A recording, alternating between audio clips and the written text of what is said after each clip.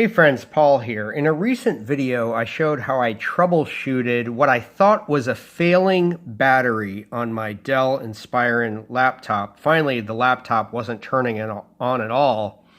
Well, it wasn't the laptop that's defective. And you guys can save a lot of money if you check out this tip right here. Instead, the power charging cable, the leads were stripped off on the connector jack, the DC jack right there, and I soldered that up. Check out that video if you want to know how to solder up those leads. You can see I've still got it wrapped up with electrical tape.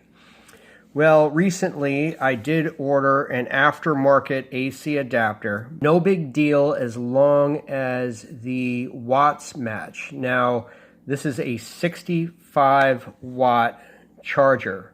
So you want to make sure your watts match. Watts is a function of voltage times amperage or current. You don't want to mess with getting the wattage wrong when you're replacing your adapter. It's got to be spot on, because if you're pumping too much voltage under too much current into the device, bad things could happen. On both of these, actually, it's 19.5 volts and 3.34 amps. That comes out to 65.1 watts. So everything matches up there.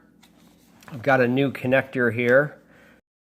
If you have any questions about any of this technology or how to troubleshoot these issues, post your comments below.